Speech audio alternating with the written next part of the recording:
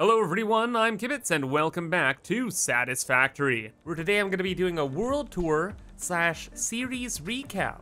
So if you enjoy factory games and mega projects, remember to subscribe, because things in this world are going to get way more crazy than what you see today. So as we scoot around and check out things, you're going to notice that it's a bit of a weird world.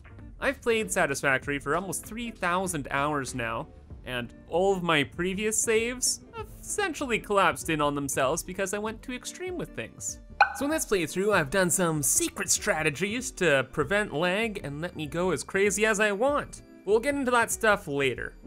Getting into the tour though, let's start at our main base. Well, our first main base, where we settled in, built a storage room, and got rocking and rolling in this world. Now, I started this playthrough in a bit of a weird way. You see, before I recorded the first video, I did a little bit of prep work, and I've automated pretty much everything from tiers 1 to 6, and even a bit further than that. Because again, I had played the game for 3,000 hours. I kind of knew what was going down in this video game, and I have recorded the first part of the game many times. So I want to get right into the good stuff. So using what was this starter base, we got started on our first mega project, which was this super massive fuel power plant that back in the day could produce 100,000 megawatts. And I say it used to because before we had this on the other side of the world in the Spire Coast. But then update 6 was gonna happen, so we moved it over to the Gold Coast here, and now it's been a bit reduced. But it still does pretty well. Makes around 30 to 40,000 megawatts by using the diluted fuel recipe in the blender. And arguably, it's the best alternate recipe in the game. Definitely top 3 in my opinion. Because pretty much what it does is it combines water with oil to make fuel. Essentially turning water into an oil product, which is just bonkers. And taken to the absolute extreme, you might be able to make like 500,000 megawatts just with fuel power alone. But that's using like all the oil in the world and stuff. We just wanted to use up one biome. And really, this power plant isn't supposed to be our main power plant. The purpose of all these fuel generators was to boot up the nuclear power plant, because it was going to be our main power source for the entire playthrough. But to get it working, we needed all the uranium in the world. And to get everything to one place, we definitely needed a couple drones and a pretty substantive rail network to get everything to where it needed to be. But we got that done relatively quickly, and then we just had to automate batteries so we could get some drones going. So we built this temporary aluminum factory, which in the future will be our main one. But for now, its entire purpose is to make 75 batteries per minute, which is all made here, and that powers all the drones in our world. So with those and the fuel power plant's power, we're able to get things rocking and rolling. And our target was to make 22.5 uranium fuel rods per minute. But doing the math, things get pretty wild really quick, because even in this fully overclocked manufacturer, it only makes 1.5 fuel rods per minute. So in all, we needed 15 fully overclocked manufacturers, each of which needs 50 encased uranium cells per minute, 5 electromagnetic control rods, 1.5 crystal oscillators, and 3 beacons each. And each of those things is a whole headache all on its own. So we had to get to work. And relatively speaking, it was best for us to start with the non-radioactive stuff before we started dealing with the uranium too much. So we went to this factory here to make most of the complicated parts, which were all of the crystal oscillators, electromagnetic control rods, beacons, and we also needed a bunch of steel beams. Next up, we had to run around gathering sulfur. Sulfur is a pretty rare resource in the game, so we had to scoot all over the place in order to get it. So we got trains set up near sulfur nodes, and we have drone ports just randomly set up everywhere to gather up as much as we could.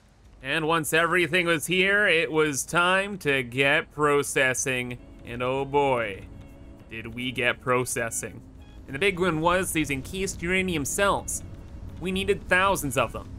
But these take sulfuric acid, and the sulfuric acid takes all that sulfur that we're gathering. So we threw together a bunch of refineries and called it a day. And then that was pretty much that. We were able to make our 22.5 nuclear fuel rods per minute and get the entire nuclear power plant started. Except there's one other problem. We're also gonna be making over 1,000 nuclear waste per minute, which we can't destroy.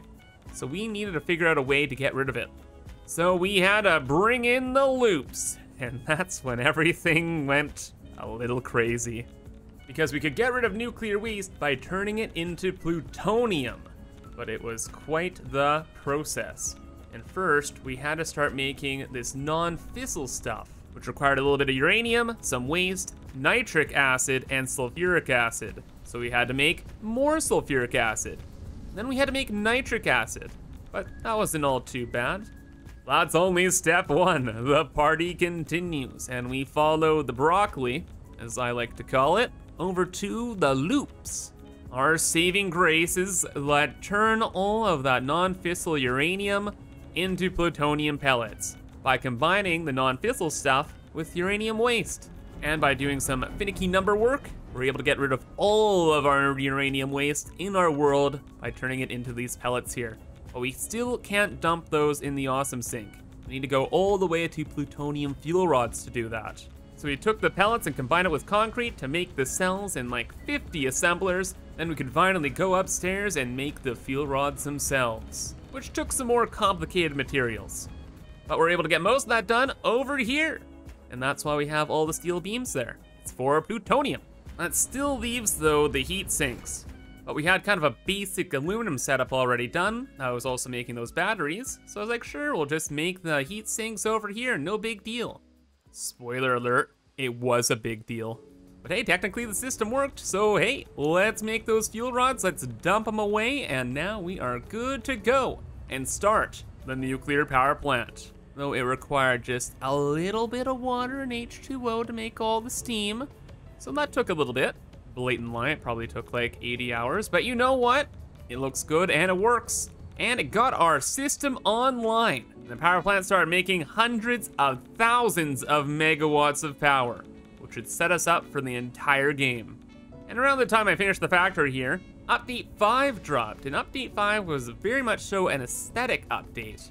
So, I refitted the nuclear power plant's face and made this new brutalist design here, complete with multiple entrances, fully decored interior, lights, camera, action. This place is awesome. Plus, it's fully walkable as well, so if we ever need to just walk places around here, we can do so. But the creme de la creme is the control room, baby. Look at this place. It's in this giant glass dome. We have a little control center with a doggo here to look over things. Switches to power and control all aspects of the plant in case of emergencies. And pulleys and levers to control acid flows to different areas as well. And also we can visually see what's happening in the factory by looking at these belts down here too. Yeah, overall, very pleased with the whole design. However, there was kind of a fatal flaw with this whole plant here. And that is, if anything ever went wrong, we're making 1,000 uranium waste per minute. Like, we cannot physically build bins fast enough to store it. So our world would very quickly get flooded with nuclear waste, the power would shut down, and then it would be extremely difficult to restart the power plant. In fact, we'd probably have to go back to like coal power and fuel power and work our way back up from there, just to restart the plutonium processing and get rid of all the waste. So as a safety precaution, I built this over here, which is the emergency processing facility. Just in case we ever did happen to back up on nuclear waste, we have a little backup system here to process as much as possible and essentially compact it, and then store it in bins forever. But it was just kind of a precaution, right? We're never gonna have to use this, right? Enter the next 6 months of my life.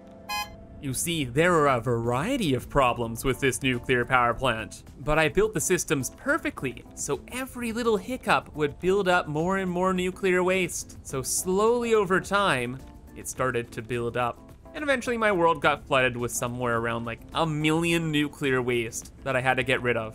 So panic time, activate the meltdown procedures. Close valves in case of emergency. This system here closes up the nitric and sulfuric acid to all go to that emergency building I showed you and process all the extra waste. And then we had to shut down as many power plants as we could without breaking our entire electrical grid. Thankfully, we had the fuel power plant to save us. So as the excess waste was being processed, we had to find and fix all the problems with the plant. The most annoying of which was the sulfuric acid byproduct here. With enough valves and backup procedures, we were able to solve that. Next were those freaking heat sinks. You see, we had them being built on the other side of the map, which meant a train had to go from all the way over here, all the way over to here, and then back. And that causes a problem called a throughput issue. That is the travel time from where the heat sinks were made to where they need to be delivered. It's that time to deliver, I guess is another way to put it. And gradually, it stalled out our plutonium fuel rod production, which slowly allowed for all the nuclear waste to build up in our systems, and eventually start shutting down some of our nuclear power plants, which was extremely annoying.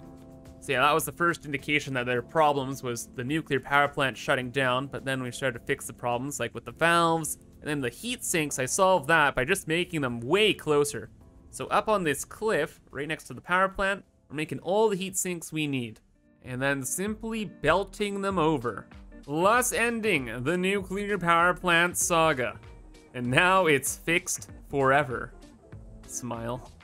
Big thing though, what do you do with all of that power? Well, we start harvesting the entire planet, starting with the oil.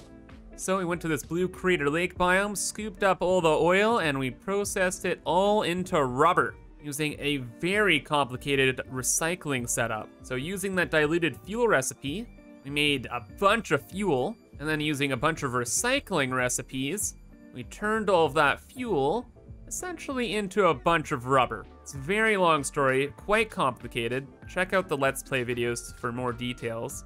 But at the end of the day, we've ended up producing about 7,000 rubber per minute in this biome. I think around the time I was completing this project, I started working on our actual main base. Because up until this point, we're in this like shack in like the spaghetti factory over here in the desert. Plus I had a bunch of Fixmist stuff set up next door and it just looked really bad. So tore it all out, sent it into a bunch of awesome sinks, and went to our new main base's location, which is right next door to the rubber factory over here. Now to be honest, this place has gone through many different iterations. In fact, I tore the whole thing down already, twice. But this is where I wanted to build because I thought the biome was super cool. And we have this cool massive tower in the middle with auxiliary towers surrounding it, producing some weapons from update 6, some fuel back there just for general use, and of course we have the space elevator and some room for future projects.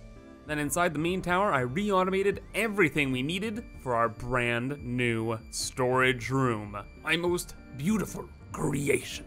And it's super practical as well. The bins at the end, you can just chuck whatever you want in and it goes to a awesome sink. So essentially it's a dumpster.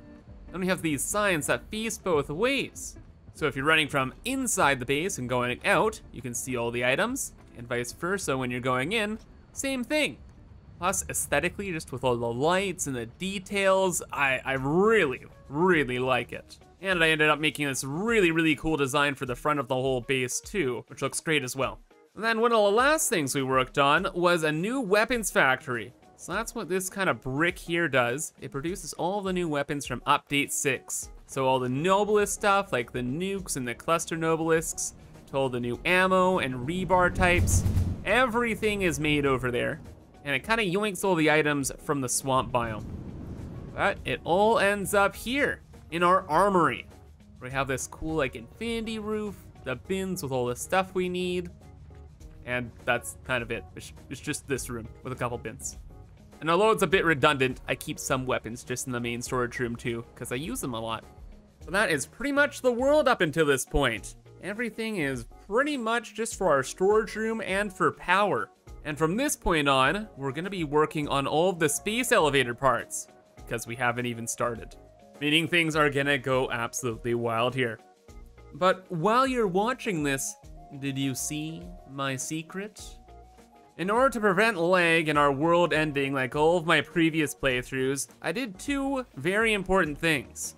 Number one, I spaced out all of the factories throughout the world, so not everything is loaded in all at once. But number two, which is a bit extreme, is I cheated in all of the power shards I wanted. So every machine in the world is fully overclocked.